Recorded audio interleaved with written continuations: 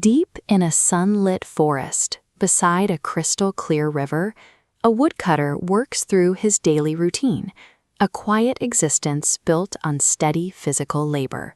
His entire economic output depends completely on one tool. This simple iron axe is the absolute sole means of his survival. When survival relies on a single asset, there is no safety net.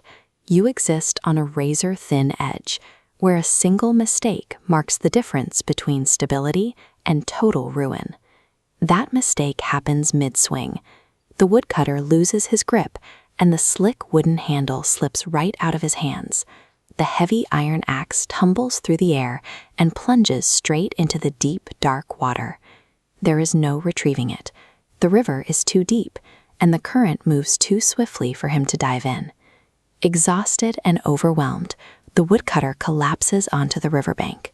He has entered the vacuum of loss, a sudden, unfixable void where his future stability used to be.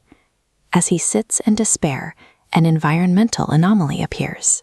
A bright, pulsing golden light begins to radiate from the depths of the water. These moments of absolute, devastating vulnerability are often when we face our most extreme and unforeseen tests. A radiant fairy breaks the surface of the glowing water, returning moments later holding a magnificent golden axe, asking if it belongs to him. This scale weighs the staggering value of the offering. The golden axe represents infinite wealth, an instant exit from a life of grueling physical labor. He politely says no. He rejects the gold, choosing the truth over an instant solution to his poverty. Rejecting the highest possible magnitude of temptation establishes a baseline of integrity.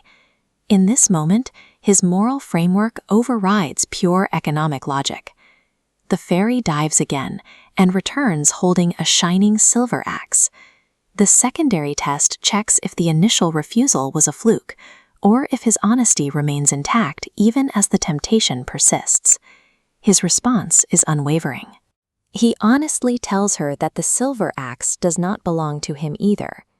The fairy disappears into the water a final time. When she surfaces, she is holding his old, simple iron axe. On this matrix, we see 3 items. While gold and silver rank high in economic value, the iron axe lands in the quadrant of maximum utility.